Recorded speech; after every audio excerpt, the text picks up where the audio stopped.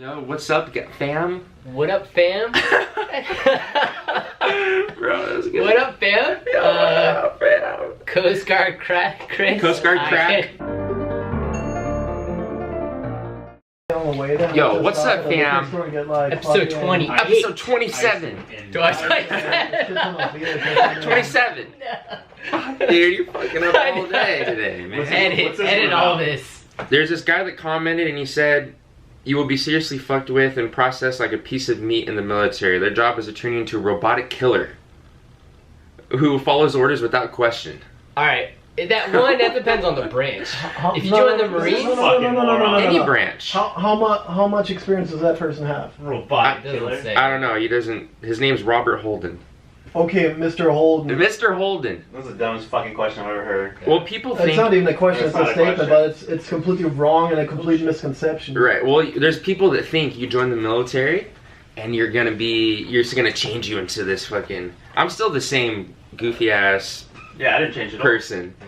But all the, Navy... I want to say the Navy is, I was combat deployed, but even if you're combat deployed, right? Like, you were boots on the ground, right? Yeah. Was there anything that would change?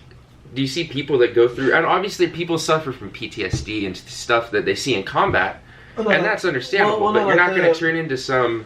The problem is, the military, for one, the military cannot change anything about your character per se, or your personality. The military can only enhance what is already there. Right.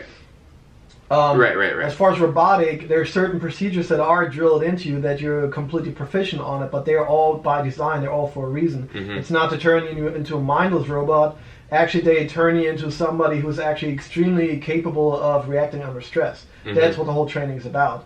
Now, point. certain people coming back having issues that just because they went through stuff that nobody else, including probably Mr. Holden over here, who doesn't have a fucking clue what he's talking about because he believes in Hollywood. Yeah. Dude, he's so Jack stuff does change you, but it's just like a car accident will change you, or the loss of your mother dying at a young age. Right. So the only robotic behavior that you can see is just when they're over-medicated after they come back, but it's only a temporary process, it's not a continuous one. I'm kind of curious what this guy's background is, because that'll shed some light. Because there's a lot of people that join the military and they have whether it's based on their command, they just have an overall bad experience.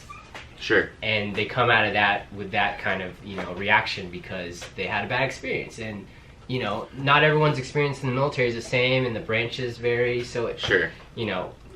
This guy, was he a Marine? Was he in the Army? Like, or is he just splurting stuff out, He knows what he's talking about. Based on the people that we've all come across with, though, the veterans from all branches, everyone has been pretty stable. Yeah. There's it's not gonna change your personality to where you're somebody completely, like David said, you're somebody completely different from when you went in. You might be more responsible. You might have a higher threshold for different things. Yeah, and you just don't tolerate certain things just because they're trivial. And it's not going to turn you into a robot. Well, the thing is, it only doesn't make sense because the military does not want robots. They want people thinking on their feet. They want people being creative. Because a lot of different things that we do in the military, they are based on innovation from service members that are serving consistently and say, hey, you know what, hey, we can do this better. That's what the military is all about. Mm-hmm. That's why we have so many advances in general technology, aviation, medicine. All that stuff comes from the military, and that's for a reason, because we are driving progress. Yeah. Because we're the exact opposite of robots. It's the thing is, though, I've heard stories from fellow Marines and some in the Army that talk about, they're in a situation where they're just supposed to do what they're told, and depending on what your rank is too, you might be in a position where they don't want you to question.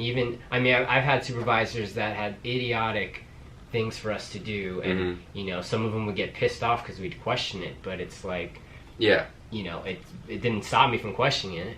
That's the thing that has stuck with me, though, being a civilian now. I do have a high respect for authority. Yeah, I guess, like, just dealing with the rank structure in the military and chain of command, I do have a high respect for somebody that's in a. I understand now, like, why rules are there. Like, when you meet someone in the civilian world and you think they're giving you shit, but really they're just doing their job, and it might seem like a stupid rule, but that's what they were told to do and enforce, and that's their job. You can't hold it against them because they're only following the rules. Sure. So yeah, I see it differently since I got out. I make my bed every morning, which I didn't do before I joined, and I eat a lot quicker. Those are probably the only 2 things I noticed that kind of stuck with me after I got out. Yeah, I guess the same for me too. Yeah, but again, my girl's always on me because I eat. But you eat with a purpose, essentially. And does that make you a robot? No. No. Are you supposed to follow certain rules? Yes, because they're there for a reason. Some supervisors, absolutely, there's shitbags everywhere. But if you're working on a flight deck with helicopters with machines that are worth several $1 million and that can kill probably 15 other people around you if they crash on the flight deck, well, guess what? Certain things they want you to follow because that's for safety. Mm-hmm. Same thing when I'm in combat and I get shot at. I don't want them to question me why we have to move over and shoot somebody or do a certain maneuver. Mm-hmm. I want them to function, and that's what it's all about. Right. It doesn't make them a robot. It just gives them procedures. So it's about instilling procedures. It's essentially procedures and discipline that stuff instills that people build upon. Mm-hmm. And show me anybody in the military. Ultimately, the U.S. military especially has a reputation of being chaotic, the complete opposite of robotic. Mm-hmm. And the fact is, we are striving on chaos. That's what we train to do. That's why the whole notion of robotic behavior, that's essentially, okay, buddy, you saw something, a movie, a documentary that was completely one-sided, or whatever other source, but that does not reflect what the military at all is about. Mm-hmm. Right. Something a robot would say. Either this guy doesn't know what he's talking about, or he was in the military and had a bad experience with his commander.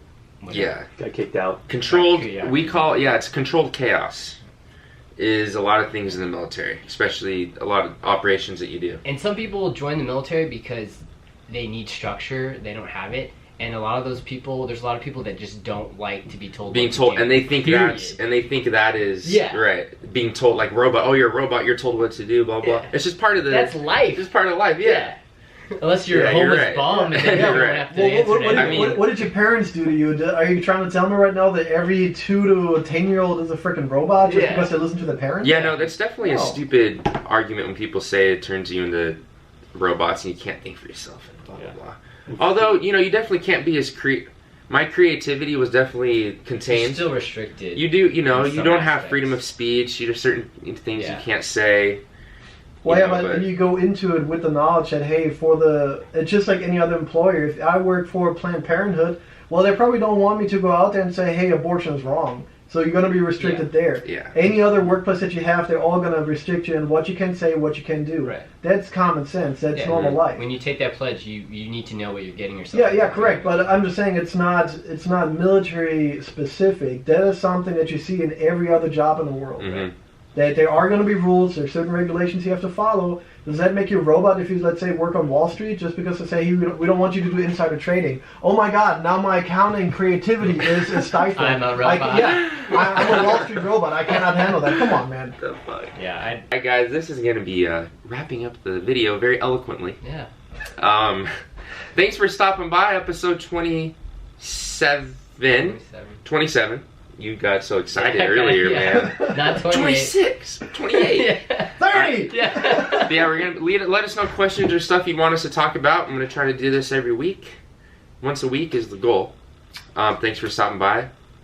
And we got David that you didn't see out of camera, but that was David. Corman. I have a bad hair day. If you have any questions for him, you've seen him in other videos as well. We got Mike over here. Yeah, Air Force Mike. Air Force Mike.